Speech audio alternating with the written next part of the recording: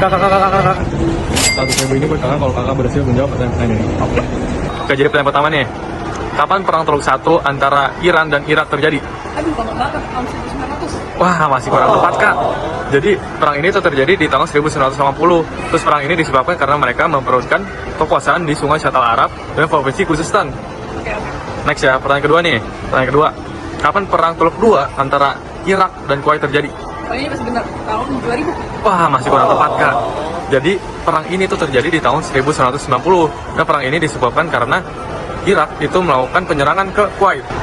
Oke, pertanyaan ketiga nih, Kak. Kapan perang antara Israel dan Palestina terjadi? Aduh, lama banget. Tahun 2023. Wah, bener banget, Kak.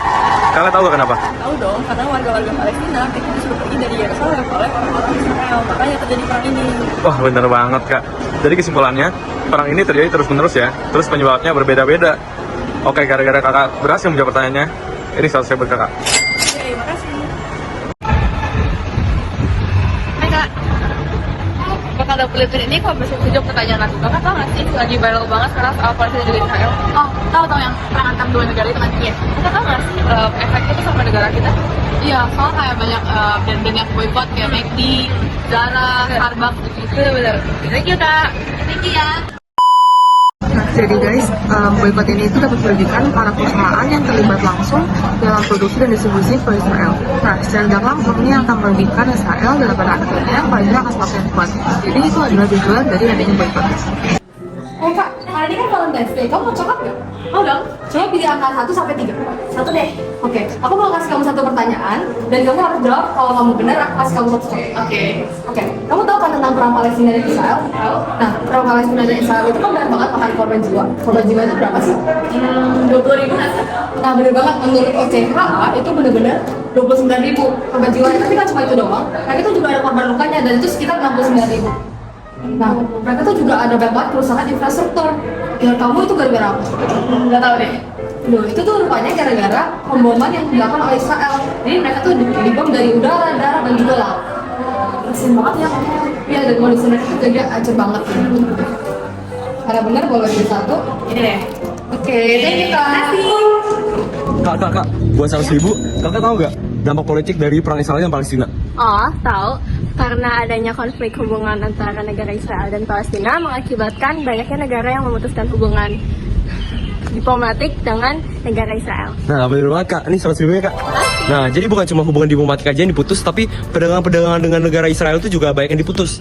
Nah, kita sebagai masyarakat ini kita bisa membantu negara Palestina dengan berpartisipasi dalam petisi-petisi ataupun kampanye, dan kita juga bisa mendukung organisasi kemanusiaan untuk membantu masyarakat yang di Palestina. Nah, jadi gitu ya, Kak.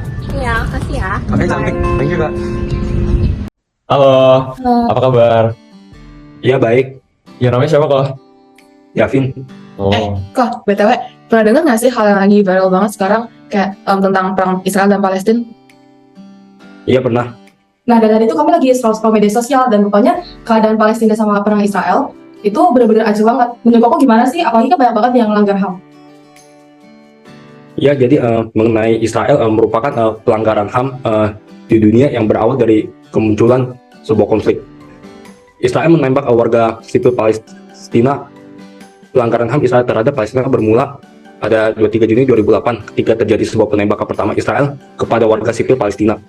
Meskipun tidak ada korban jiwa, Israel kembali mengirimkan 2 mortar dan roket yang menghancurkan gedung-gedung tinggi, menewaskan banyak warga sipil Palestina dan merusak tempat tinggal, tempat ibadah, dan kantor PBB yang digunakan sebagai lembaga bantuan. Selain itu, anak-anak Palestina menjadi korban. Sekitar 500-700 anak-anak di Palestina, beberapa masih berusia 12 tahun, ditahan dan diadili dalam rangka pengadilan taktis Israel. Ya. Kami juga setuju sih kalau soal itu ya. Nah, menurut Koko sendiri, apa sih solusi yang bisa ditawarkan untuk konflik ini? Karena konflik ini kan terjadi terus-menerus. Solusinya mendukung organisasi kemanusiaan seperti banyak organisasi kemanusiaan dan amal bekerja untuk membantu rakyat Palestina terdampak konflik dan memberi sumbangan atau dukungan finansial kepada organisasi ini dapat membantu memberikan bantuan yang dibutuhkan pada warga Palestina. Setuju banget sih kok. Menurut aku juga kayak gitu, kayak kita butuh partisipasi orang-orang selain tentara dan pemerintah doang, karena partisipasi warga dunia itu penting banget buat membantu Israel dan Palestina. Nah, yaudah segitu aja sih pertanyaan kita kok. Thank you kok. Bye bye. Sama-sama. Thank you kok.